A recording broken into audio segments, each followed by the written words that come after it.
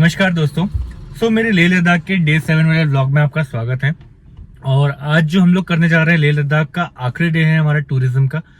इस टूरिज्म के बाद में हम लोगों ने अगले सुबह फिर लेह छोड़ दिया था और हम लोग कारगिल की तरफ बढ़ गए थे। डे 7 में हम लोगों ने खारदुंगला, हुंडर ये सारी जगह विजिट की थी और बीच बीच में बहुत अच्छे अच्छे स्पॉट्स भी थे। जाहिर है खारदुंगला जो 18,000 फीट की ऊंचाई पर है, वो जगह पर स्नो जमा रहती है, तो स्नो कवर्ड माउंटेन्स वहां पर बहुत ज्यादा तादाद में रहते हैं और बहुत डीप स्नो रहती है। आप पकड़ के स्नो उसके साथ खेल सकते हो, एंजॉय कर सकते हो, वो सब चीजें हम लोगों ने की। और ये जो दिन है थोड़ा सा लंबा है यहाँ का व्लॉग, इसलिए मैं इसको 2 पार्ट्स में कर रहा हूँ। तो डे 7 पार्ट 1 ये है, इसमें आपको खारदुंगला तक का पूरा सीन दिखाऊंगा और खारदुंगला में हमने क्या क्या किया वो भी बताऊंगा। और डे 7 के पार्ट 2 वाले व्लॉग में मैं आपको दिखाऊंगा Khardungla, Hunder and return to Leh. ये सब चीजें, उनसे जुड़े हुए कुछ और फैक्ट्स भी मैं आपको बताऊंगा। और एक इंपॉर्टेंट पॉइंट ये भी है कि खारदुंगला वाली जगह पर आपको जाने के लिए पासेस लगते हैं। गवर्नमेंट ने ऑनलाइन पासेस अवेल किए हुए हैं। आपको जाना है उनकी वेबसाइट पर, वहां जाकर के अपने पैसेंजर के हिसाब से, पर पर्सन के हिसाब से उनकी डिटेल देकर के आपको पासेस कलेक्ट करने हैं। 400 रुपए प्लस 100 रुपए के हिसाब से 500 रुपए पर पर्सन लगभग लगता है। तो एक गाड़ी में अगर 4 लोग हैं तो 2,000 रुपए खर्च होगा उस एक गाड़ी का। इस तरह से हम लोगों की 9 लोगों के पासेस बनवाए थे हम लोगों ने। थोड़ी डिफिकल्टी हुई थी क्योंकि सिम कार्ड चल नहीं रहे, नेटवर्क आ नहीं रहा है, तो पेमेंट करने के लिए यूपीआई वगैरह भी यूज हो नहीं पा रहा है। और क्रेडिट कार्ड, डेबिट कार्ड वगैरह भी आप यूज करोगे पेमेंट करने के लिए तो ओटीपी तो आएगा नहीं, एसएमएस बंद है, तो डिफिकल्टी हुई थी। तो हमें वहां पर एक और टूरिस्ट पर्सन थे जिन्होंने रिसेंटली वो कवर किया था वो एरिया, पैंगोंग वगैरह भी वो गए थे, तो उन्होंने थोड़ी सी सजेशंस दिए, हेल्प की। पासेस हम लोगों ने फाइनली अवेल किए और हम लोग आराम से वो पूरा टूरिज्म करके आ पाए। अभी आप लोगों को मैं लिंक दे रहा हूँ डिस्क्रिप्शन में कि पासेस कैसे अवेल कर सकते हो। वहां जाकर के आप उस वेबसाइट पे पासेस बुक कर सकते हो सके तो जब आप नेटवर्क में रहते हो, जब आपकी सिम ओटीपी लेने के लायक है नेटवर्क में, उस वक्त ही वो पासेस बुक करो। बट डेज बराबर कैलकुलेट करना है कि कौन सी तारीख से कौन सी तारीख तक के आप उस जगह पर घूम रहे होंगे, उसके अकॉर्डिंगली आप अपने पासेस बुक करना, तो फिर आपको कोई डिफिकल्टी नहीं आएगी। याद रहे कि लेह लद्दाख की जो मेरी पूरी प्लेलिस्ट है उसकी लिंक मैंने डिस्क्रिप्शन में दी है हर एक वीडियो में। और टाटा सफारी और XUV 700 से हम लोग ट्रैवल कर रहे हैं, तो इनसे जुड़े आपके कुछ क्वेश्चंस भी हैं टेरेन रिलेटेड, उनका गाड़ियों का रिस्पांस कैसा था वो आप मुझे कमेंट में पूछ सकते हो। इसके अलावा आपको याद दिला दूं कि पिछला डे जो हमारा था डे 6, उस दिन हम लोगों ने संगम, magnetic hill, Pathar Sahib, gurudwara, hall of fame, एगलिंग ब्रिज, ये सारी जगह कवर की हुई थी। तो उसके व्लॉग की लिंक आपको मेरे प्लेलिस्ट में दिख जाएगी। आप प्लेलिस्ट में जाएंगे तो आपको सब कुछ मिल जाएगा। आज हम लोग समरी में बेसिक बातें कर लेते हैं कि हम लोगों ने डे 7 में क्या क्या किया। तो सबसे पहले सुबह 8 बजे हम लोग होटल से ब्रेकफास्ट करके निकल चुके थे और डीजल रिफिल के लिए गए थे। इस दिन XUV 700 शुरू से ही हमारे साथ में थी, जैसे पिछले दिन में थी, क्योंकि होटल हमारे आसपास थे तो कोऑर्डिनेशन अच्छा हो जाता था। बट नेटवर्क वहां रहता नहीं था, ये बहुत इंपॉर्टेंट पॉइंट है। जब हम होटल में रहते थे तो वहां हमें वाईफाई मिल जाता था, बट जब से हम लोग मनाली से निकले थे नेटवर्क वॉज नॉट देयर। तो अपन अपने मोबाइल डेटा से काम नहीं कर सकते, मतलब होटल से बाहर निकलते ही we are out of reach. हमारी फैमिली हमें कांटेक्ट नहीं कर सकती, कॉल नहीं कर सकती, हम लोग अपने क्लाइंट्स या बिजनेस नेटवर्क में भी किसी से टच में नहीं रह सकते।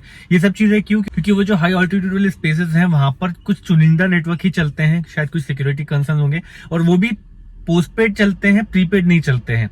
तो अगर आपको सच में बहुत अच्छा नेटवर्क चाहिए है तो मोस्टली तो कोई नेटवर्क काम नहीं आएगा। बट एक जियो पोस्टपेड है जो हमारे बीच में एक इंसान के पास में था, वो चल रहा था almost through out the journey. और बाकी मैं एक जियो का प्रीपेड लेके चल रहा था तो वो नहीं चल रहा था। आइडिया का पोस्टपेड में लेके गया था, वो भी नहीं चल रहा था। किसी के पास एयरटेल का पोस्टपेड था, वो भी नहीं चल रहा था। But Airtel and Jio are found to be working there, ऐसा कहा जाता है। बट आप लोग जियो प्रेफर करो, मेरा एक्सपीरियंस रहा कि वो चल जाता है। इसके अलावा जब हम लोग खारदुंगला अप्रोच कर रहे थे तो वहां से पहले ना ट्रैफिक बहुत ज्यादा जाम हो गया था। बहुत सारी गाड़ियां उस टाइम पर जाती है, मॉर्निंग में 10-11 AM के आसपास में। तो खारदुंगला तक जाना जो है वो जाम लग जाता है वहां पर, तो वो जाना थोड़ा डिफिकल्ट काम है क्योंकि गाड़ी स्लो है, स्टीप क्लाइंब भी है और ब्लैक आइस भी वहां पर रहती है, स्नो भी जमा रहता है। तो आपकी गाड़ी में ना थोड़ा सा टेरन रिस्पॉन्स के लायक कुछ हो कैपेबिलिटी तो हेल्प मिलती है। अब सफारी में हमारे पास टेरन मोड्स हैं, स्नो के लिए वो हो गया, काम आ गया। व्हील स्पिन हम लोगों को ऐसा कोई डिफिकल्टी नहीं आई।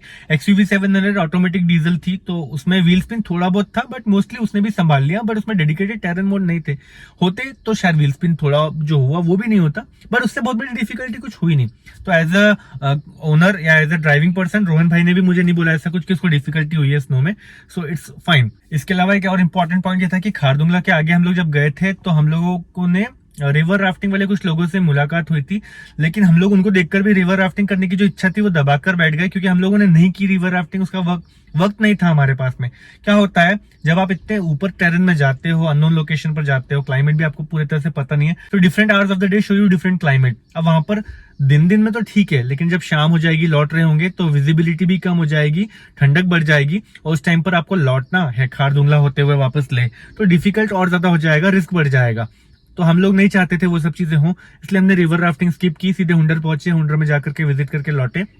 और जब लौट रहे थे शाम को 4-5 बजे के आसपास खारदुंगला से होते हुए लौट रहे थे, तो देखा खारदुंगला एकदम एम्प्टी था।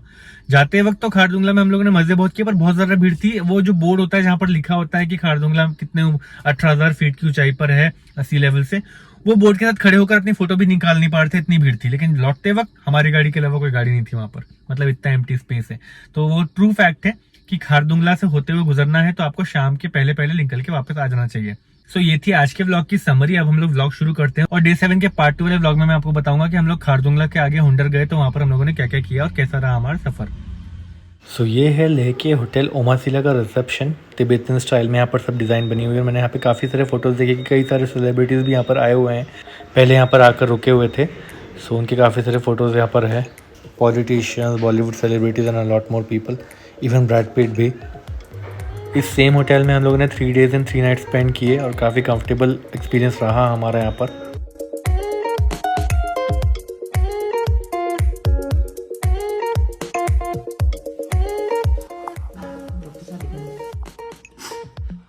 Good morning. Enjoy your breakfast. Late. Probably I think how much is the temperature? This is around 4 degrees now. 4 degrees? Yes. And what's your plan for today? Where are you heading We are to? going to Kardungla. From Kardungla, which is 18,300 feet, to the highest affordable pass. From वहाँ से we will go to Hundar. Hundar में we'll have sand dunes. We'll see double Him camels. Then we will come back. Again we'll go to Kardungla. En route we'll be back. We'll coming back to the same place. And it's a fantastic stay that we have. Actually, this is the only hotel I have stayed for the longest time. And it is addictive. This is going to be our third night tonight. Leh में आप रुकोगे तो आपको off roading specialist बहुत सारी vehicles मिलेंगी, modified वाली भी मिलेंगी। ये एक कस्टम मेड वी क्रॉस है। वी क्रॉस बहुत ज़्यादा अच्छे से जानी जाती है ऑफ रोडिंग कैपेबिलिटीज़ के लिए और एडवेंचर करने के लिए। तो ये भाई साहब ने इसको कस्टमाइज़ किया हुआ है सामने से, और काफ़ी कुछ काम उसमें करवाया हुआ है। इसकी तरह और भी बहुत सारी ऑफ रोडिंग लेवल की गाड़ियाँ यहाँ पे आती हैं। लोग एडवेंचर टूरिंग करने के लिए यहाँ पर लाते हैं बहुत सारी गाड़ियों को। वो सब देख करके अपना स्पिरिट और हाई हो जाता है। एनीवेज सुबह के लगभग 8 बज गए और हम लोगों को तो अब यहाँ से निकल जाना है, क्योंकि आज काफ़ी लंबा डिस्टेंस कवर करना है और वापस भी आना है शाम होते होते। खारदुंगला हम लोग जा रहे हैं। डॉक्टर साहब ने अपनी सफारी में साइड स्टेप बोर्ड भी लगवाए हुए हैं, तो वो ग्राउंड क्लियरेंस को थोड़ा सा इम्पैक्ट करते हैं। बट जो भी बड़े बड़े ब्रेकर टाइप की जगह होती है ना, वहाँ पर आपको सिर्फ स्टेप बोर्ड ही टच होता फील होगा। हाउ द जोश बैठो, एंजॉय करना है आज बहुत सारा।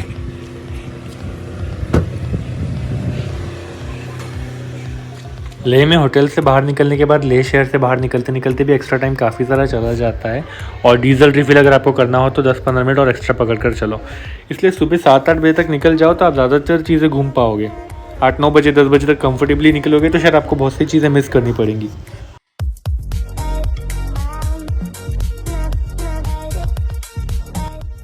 आज हम लेह के 11,000 फीट की ऊंचाई से बढ़कर के खारदुंगला के 18,000 फीट तक जाने वाले हैं। तो स्टीप क्लाइंब वाली घाटियाँ बहुत ज़्यादा हमें नोटिस करने मिलेंगी, और आप देखोगे वीडियो में भी थोड़ी थोड़ी देर में आपको दिखेगा कि आप हाइट कितनी ज़्यादा, एलिवेशन कितना ज़्यादा बढ़ाते जा रहे हैं।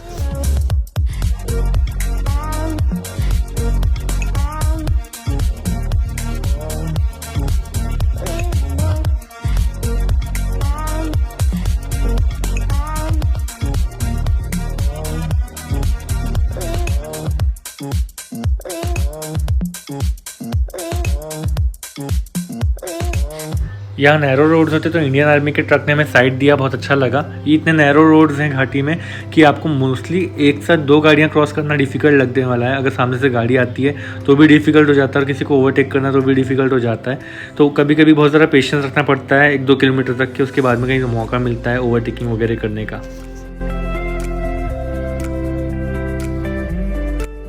अब जैसे जैसे हाइट बढ़ती चली जाएगी, ठंडक भी थोड़ी थोड़ी बढ़ती चली जाएगी, ट्रैवल सिकनेस वापस से थोड़ी सी एक्सपीरियंस करने का मौका मिल सकता है, भले ही आपका एक्लिमेटाइजेशन हुआ हो, बट थोड़ा बहुत आपको तकलीफ महसूस हो सकती है, क्योंकि हाइट जो है उसकी आपको रोज़ की आदत तो है नहीं।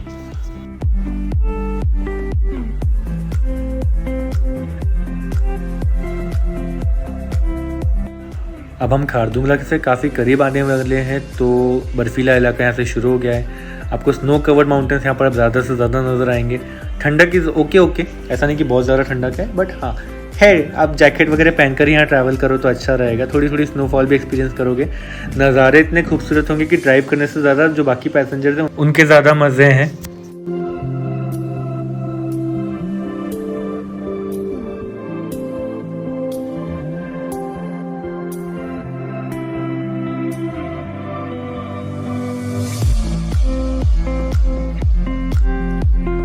खारदुंगला पहुंचने में 1 घंटा और बाकी था, तो हमसे रहा नहीं गया। हम लोगों ने एक बर्फीली जगह पर ब्रेक ले लिया।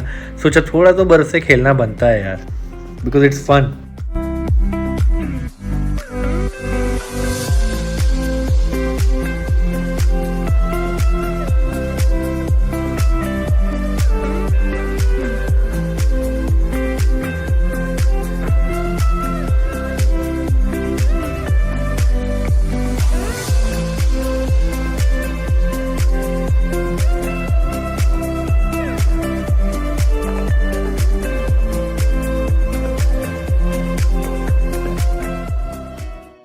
इतने स्टीप क्लाइम में कोई ना कोई गाड़ी को तो थोड़ी बहुत तकलीफ हो सकती है। शायद किसी की इंजन में या क्लच प्लेट में प्रॉब्लम हो, तो कभी कभी धुआं आपको दिख सकता है।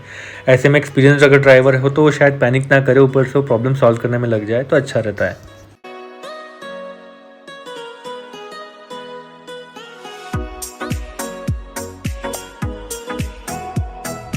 और जितनी मस्ती हमने की है इसमें ठंडी का कोई रोक ही नहीं है, ठंडी लगनी नहीं ज़्यादा। Even though not drunk anything and look at the temperature. Doctor साहब व्हाट इज द टेम्परेचर? -2 ये तो कम लग रहा है हमारे लिए।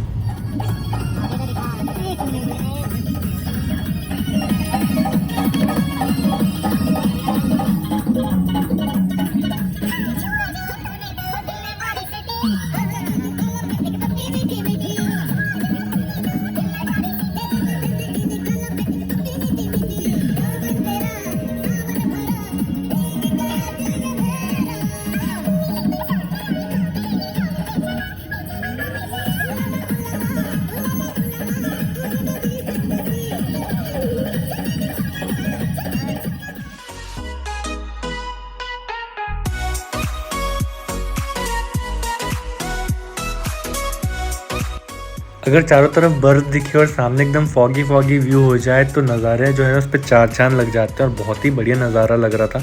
जब हम लोग वहाँ पर एक्चुअल में ड्राइव कर रहे थे, इस सीन को देख करके और ज़रा अच्छा लग रहा था कि फाइनली इस चीज़ के लिए तो इतना सफ़र किया, इतना स्ट्रगल किया, यही नज़ारों के लिए तो सब कुछ सहन किया था 3 से, और ये हम लोगों को आज मिला। और खारदुंगला हमारा लेह लद्दाख का आखिरी वेंचर है। इसके बाद तो हम लोगों को ये नज़ारे बार बार देखने के लिए मिलने वाले भी नहीं, तो इसको जम के जियो। बट हमारी खुशी ज़्यादा देर नहीं चली। ऐसे ट्रैफिक जैम्स हम लोगों ने बहुत बार नोटिस किए, तो गाड़ियाँ रोकनी पड़ती थी लंबी रैली में, क्योंकि नैरो रोड है ना, तो सामने से आ रही गाड़ियों को पास देने के लिए अक्सर बहुत सारी गाड़ियों को लाइन से रुकना पड़ता है।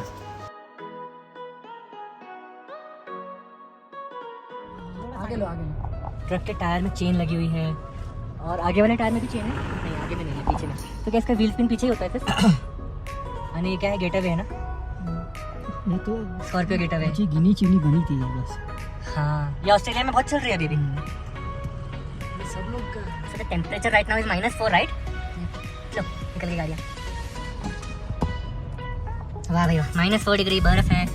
और देखो भाई साहब तो कहाँ बाइक में आ रहे हैं, कुछ लोग मस्ती कर रहे हैं, और हमने कांच खुले रखे हैं, मस्ती चल रही है दगादग।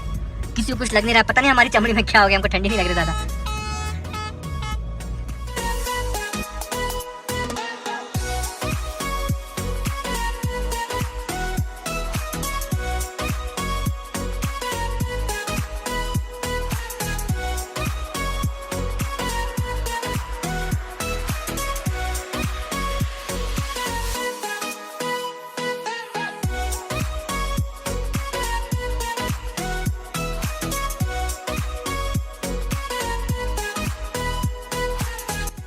जहाँ हर तरफ बर्फ़ की सफ़ेद चादर फैली हुई है, वहाँ पे XUV 700 को देखकर ऐसा लग रहा है माउंटेन लायन या फिर स्नो लेपर्ड ही घूम रहा है यहाँ पर। इतनी खूबसूरत गाड़ी तो वो है ही, और वाइट कलर की होने की वजह से एकदम परफेक्ट सूट लग रही है यहाँ पर।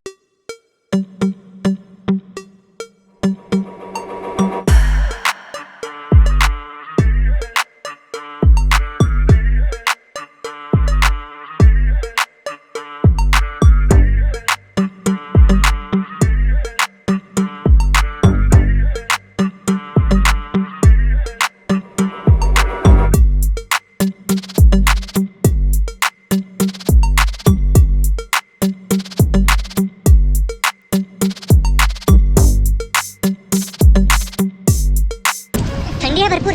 हाय हाय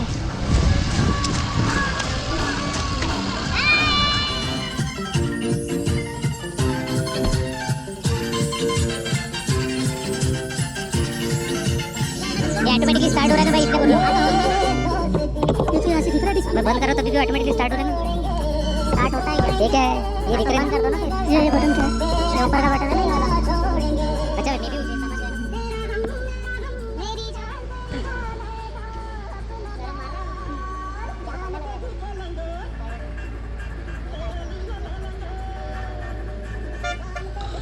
आगे रास्ता ब्लॉक है, नहीं है।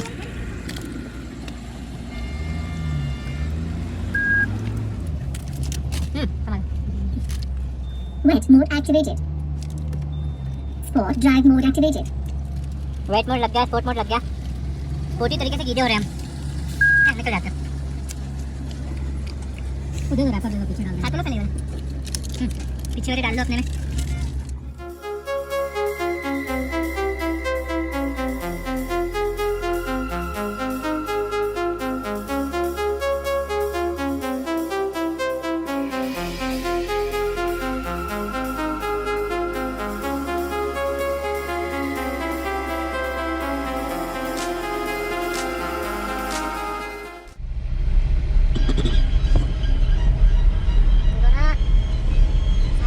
Sorry, I didn't get that. The internet isn't reachable. जिंदगी एक सफर है सुहाना, यहाँ कल क्या हो किसने जाना। नीचे तो देखो, साइड में देखो। एक सफर है सुहाना, यहाँ कल क्या हो किसने जाना। एक सफर है सुहाना, ये भी स्लो एक तरफ चेन एक तरफ नहीं है, इसका क्या मीनिंग हुआ? अच्छा लिमिटेड, जब चेन लिमिटेड है तो दोनों एक्सेल में एक को दे दिया उन्होंने, है ना। आगे के एक्सेल में लेफ्ट और पीछे के एक्सेल में राइट। ये देख इसको कितना ये लग रहा है धुआं इसमें, लेकिन इसने दोनों पीछे डाला है चेन। हाँ, अपना अपना स्टाइल रहता है। Ashok Leyland.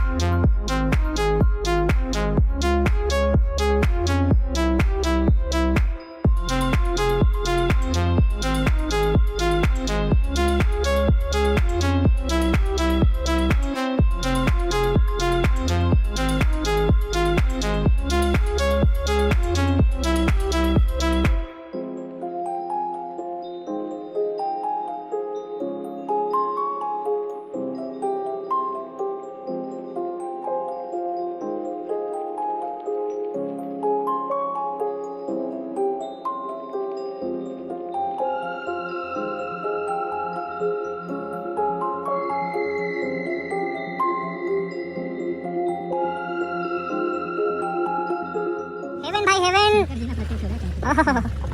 My phone is not able to focus there. Blurry हो गया इतना, मतलब वो है। अच्छा पीछे वाले आ रहे हैं क्या? पीछे वाले बड़ा धीरे धीरे लेते हैं यार।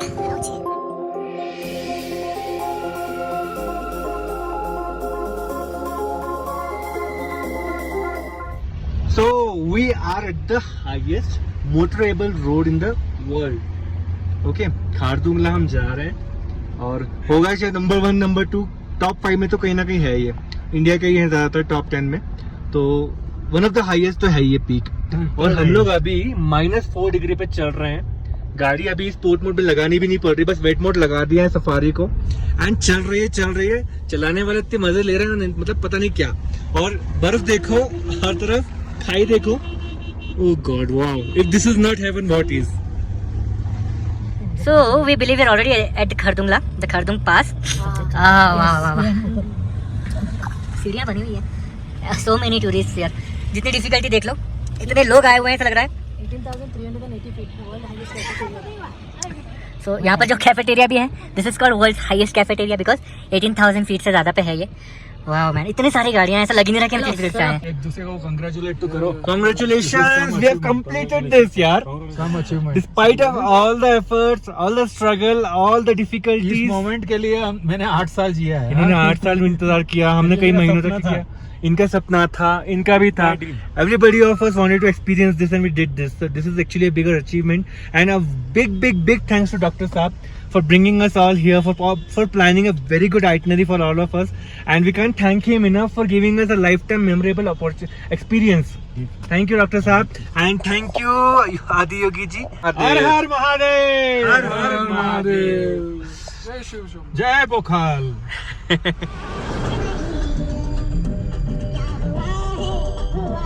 कुछ नहीं आखिर क्या है पता कुछ नहीं है मुझसे कोई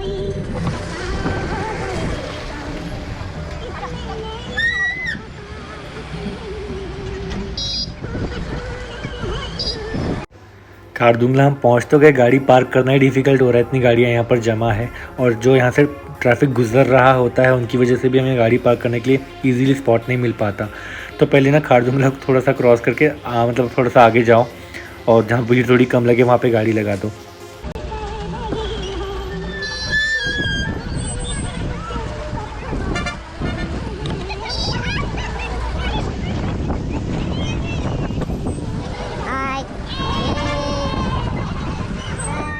बहुत ज़्यादा भीड़ है यहाँ पर, ऐसा लग रहा है सबका फाइनल डेस्टिनेशन यही था. खारदुंगला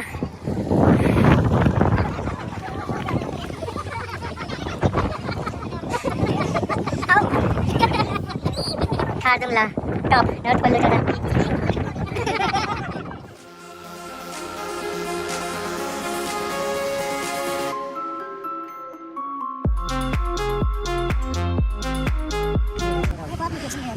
क्वाट्रो है ये. टीडीआई आखिरी बार का टीडीआई, आखिरी बार. हाँ Khardungla, one of the highest motorable pass in the world, and it's a big achievement to be here already. हमारी सफारी वहाँ खड़ी हुई है और XUV700 आगे कहीं पर है. People are enjoying, people are going crazy here. इतनी ठंडी है, हाथों में थोड़ा सुन लग रहा है, ज़्यादा नहीं. And it's already -10 I guess, right? Is it? I suppose it's -10, or if not then it's at least it's -6. But it's still so good. It's so good. वादियों पे नज़ारा देखो. Whoa. Where are we? It's heaven. Heaven on earth. It's heaven on earth. इस board के साथ में photo निकालना भी पॉसिबल नहीं हो पा रहा है, इतनी ज़्यादा भीड़ है. शाम होते होते यहाँ की आधी भी भीड़ नहीं बचेगी.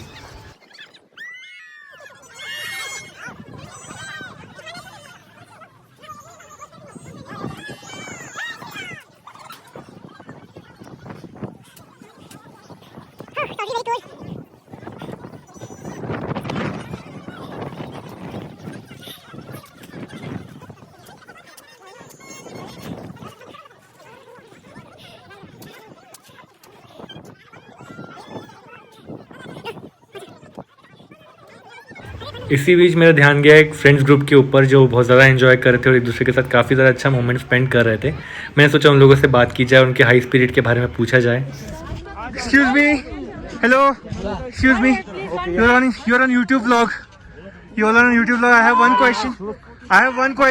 क्वेश्चन. आप लोगों को ठंडी नहीं लग रही है? ठंडी लग रही है, जो मजा आ रहा है. भूल जान. How do you keep up the spirit? Cheers to the cold region. 1, 2, 3, yeah! So ये था इस ब्लॉग में हमारा लेह से खारदुंगला तक का सफ़र और खारदुंगला में जो भी हमने एंजॉयमेंट किया बर्फ़ के साथ में, वो सब हमने इस ब्लॉग में देखा. सारे फ्रेंड्स ने बहुत एंजॉय किया, बहुत अच्छी मेमोरीज बनाई. ऑब्वियसली कभी भूल नहीं पाएंगे ये दिन और याद भी आएगा कि वापस से खारदुंगला जाएं और ये दिन दोबारा जिएं. हो सकता है सेम फ्रेंड्स के साथ या हो सकता है और नए फ्रेंड्स के साथ में। आप लोगों को भी ये वीडियोस देख करके अच्छा लग रहा होगा, ऐसी मेरी उम्मीद है। तो वीडियो को लाइक ज़रूर करना, कमेंट में ज़रूर बताना कि आप लोगों को ये वीडियोस एंड ब्लॉग मेरे कैसे लग रहे हैं। इसके अलावा हम लोग अब आगे अगले व्लॉग में देखेंगे कि खारदुंगला से आगे हुंडर तक हम लोग कैसे गए, कैसे लौटे और कैसा रहा हमारा ओवरऑल एक्सपीरियंस। उस सबको देखने के लिए मेरे चैनल के साथ जुड़े रहिए, चैनल को सब्सक्राइब कीजिए बेल आइकन के साथ, ताकि आपको फ्यूचर वीडियोज़ की नोटिफिकेशन भी मिलती रहे। And until next vlog, goodbye and drive safe.